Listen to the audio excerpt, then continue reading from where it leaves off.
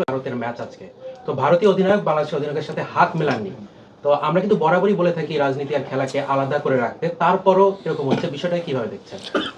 দেখেন, আসলে আমরা খেলোয়াড়, আমাদের খেলোয়াড়দের খেলা ছেড়ে দেওয়ার পরে রাজনীতির সাথে জড়ানোটাই সবচেয়ে ভালো, উত্তম একটি বিষয়, এটি আমি মনে করি ব্যক্তিগতভাবে। কিন্তু খেলা চলাকালীন বিষয়ে আন্ডার-19 বিশ্বকাপ ক্রিকেটে বাংলাদেশ এবং ভারতের যে মধ্যকার খেলা অনুষ্ঠিত হচ্ছে, যেটি আপনি যেটি বলছেন যে আমাদের বাংলাদেশ দলের ক্যাপ্টেনের সাথে ভারতীয় দলের ক্যাপ্টেন হাত মেলাননি, আমি মনে করি এটি কোনো খেলোয়াড় সুলভ আচরণ না। একটি দেশের খেলা, এখানে আমরা চাই একটি বন্ধুত্বপূর্ণ সম্পর্ক গড়তে। সেখানে ভারতের মতো এত উন্নতশীল একটি দেশ, পার্শ্ববর্তী দেশ, যাকে আমরা বন্ধুত্বপূর্ণ একটি সম্পর্কের ভিতরে আমরা তাদের সাথে একটি সম্পর্ক বিল্ড আপ করতে চাই, সেইখানে আমাদের খেলাকে কেন্দ্র করে রাষ্ট্রীয়ভাবে রাজনীতিকে টেনে এনে, বা আমাদের যে মোস্তাফিজের যে ইস্যুটা রয়েছে সেই ইস্যুটাকে টেনে এনে, কিংবা আমাদের বাংলাদেশ দলের যে আগামীর যে বিশ্বকাপ ক্রিকেট খেলাকে কেন্দ্র করে যে একটি উদ্ভট পরিস্থিতি তৈরি হয়েছে, সেটিকে কেন্দ্র করে যদি এই ধরনের আচরণ করে, তা আমি মনে করি এটি কোনো খেলোয়াড় সুলভ আচরণ নয়। এখান থেকে আমাদের আসলেই শিক্ষা নেওয়া উচিত যে আমরাও বাংলাদেশ একটি জাতি হিসেবে, যে আমার আগে, সবার আগে যে আমার বাংলাদেশ, সেটিকে যাতে আমরা প্রতিষ্ঠিত করতে পারি, এবং আমাদের নিজস্ব যে মান মর্যাদা রয়েছে, যে দায়িত্ববোধ রয়েছে, আমরা আমাদের জায়গা থেকে সেই খেলোয়াড় সুলভ আমরা আমাদের জায়গায় ইনশাল্লাহ সেটা প্রতিষ্ঠিত করব। সেটা আমি এবং আমার খেলোয়াড়দের কাছে আমি আহ্বান করব যে কারা ভুল করলো সেদিকে আমরা যাব না, বাট আমরা যাতে সঠিক পথে থাকি সেটি যাতে আমরা নিশ্চিত করতে পারি। আমরা নিরাপত্তা নিশ্চিত করতে পারবো, যখন ভারতীয় ক্রিকেট বোর্ড সর্বোপরি তারা নিশ্চয়তা প্রদান করতে পারবে, যখন আমার আইসিসি সর্বোপরি নিরাপত্তা নিশ্চিত করতে পারবে, তখনই আমরা সেখানে বিশ্বকাপ খেলতে যাব। খেলা থেকে যাতে দূরে সরে নেওয়া যায়। খেলোয়াড়রা মাঠে থাকবে, খেলা চলবে, খেলা যাতে কখনো বন্ধ না হয়। আমাদের যদি কোথাও এই ক্রিকেট বোর্ডের কারোর সাথে যদি কোনো কথার দূরত্ব থাকে, সেটা আমরা খেলার মাঠের বাইরে বসে আলোচনা করে আমরা সেটা সমাধান করব। আমার মুস্তাফিজকে একজনকে নিরাপত্তা দিতে ব্যর্থ হয়েছে, তো সেখানে আমার বাংলাদেশ দল যাবে, সেখানে আমার ক্রিকেট বোর্ড যাবে, সেখানে আমার দর্শকদের অনেকেই সেই খেলা উপভোগ করতে যাবে। তো এতগুলো মানুষের নিরাপত্তা কিভাবে নিশ্চিত করবে? তো আমার কথা হচ্ছে খুব স্পষ্ট, যে আমাদের নিরাপত্তা নিশ্চিত না হওয়া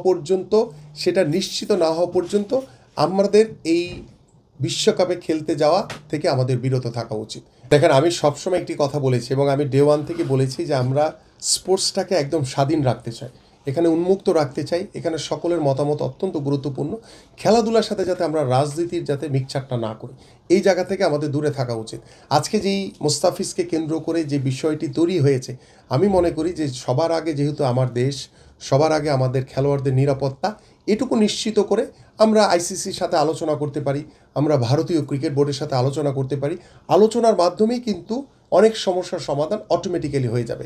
সো আমার কাছে মনে হয় যে আমাদের খেলোয়াড়দের এবং আমাদের ক্রিকেট বোর্ডের এই জায়গাটি ওপেন রাখতে হবে, এবং আমরা আলোচনার যে বিষয়টি রয়েছে সেটা চালিয়ে গিয়ে আমরা যাতে এই যে সমস্যাটা রয়েছে সেটা যাতে দ্রুতই সমাধান করতে পারি। কারণ আমরা খেলোয়াড়রা যাতে খেলোয়াড় সুলভ আলোচনার ভিতরেই থাকে, আমাদের খেলোয়াড়দের খেলা চলাকালীন সময় যাতে কোনো রাজনৈতিক হস্তক্ষেপে যাতে আমার দেশ কিংবা কোনো স্পোর্টস অঙ্গন যাতে ক্ষতিগ্রস্ত না হয়, বাট সেটাকে ইস্যু করে কেউ কারো উস্কানিতে খেলা বন্ধ হয়ে যাবে, এটার পক্ষপাতী আমি না।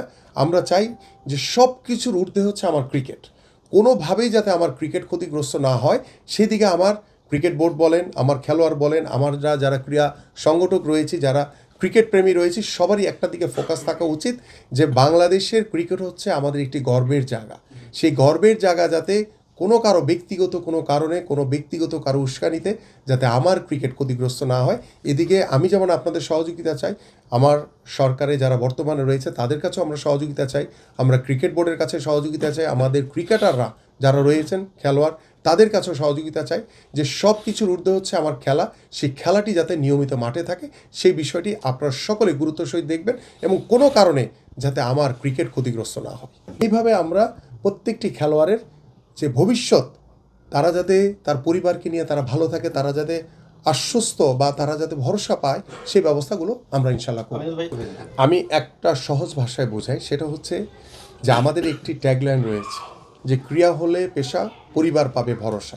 এবং আমরা খেলাধুলাকে পেশা হিসেবে প্রতিষ্ঠিত করতে চাই।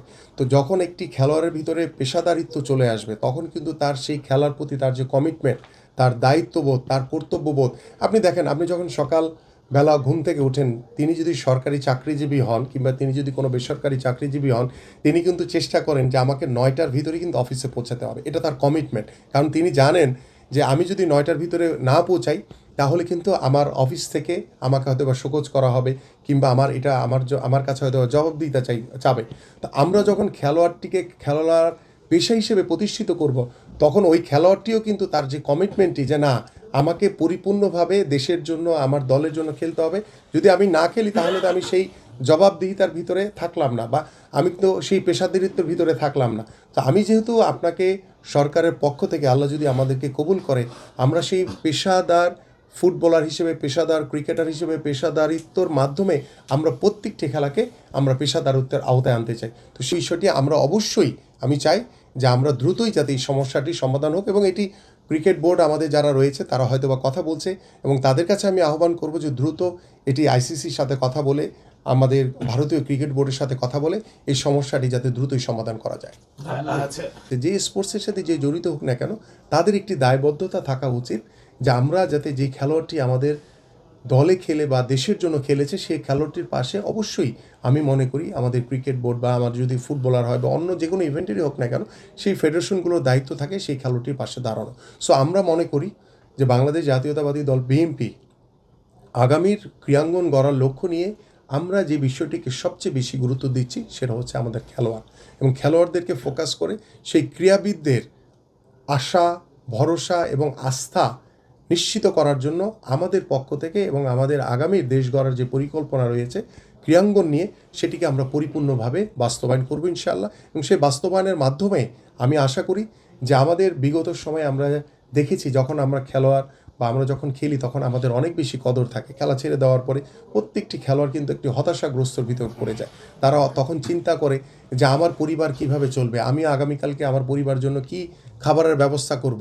সেই চিন্তা দূর করার জন্য আমরা ইতিমধ্যে আমরা দেশ গড়ার যে পরিকল্পনা সেখানে আমরা সিদ্ধান্ত নিয়েছি যে আমাদের যে খেলোয়াড়টি খেলা চলাকালীন সময় তার যদি সরকারি চাকরির বয়সসীমা থাকে, সে যদি ক্রীড়া শিক্ষক হিসেবে তিনি যে কোনো স্কুলে যদি তিনি নিয়োগ চান আমরা তাকে সরকারিভাবে তাকে সরকারের পক্ষ থেকে সে নিয়োগ দেওয়া হবে, কিংবা তিনি যদি খেলা ছেড়ে দেওয়ার পরে তিনি যদি মনে করেন যে হ্যাঁ আমি সেই ক্রীড়া শিক্ষা প্রতিষ্ঠানে আমরা ক্রীড়া শিক্ষক হিসেবে তাকে চাকরি দিতে হবে, তাহলে আমরা চুক্তিভিত্তিক সরকারিভাবে তাদেরকে সেই সরকারি চাকরির সুযোগ আমরা করে দিব।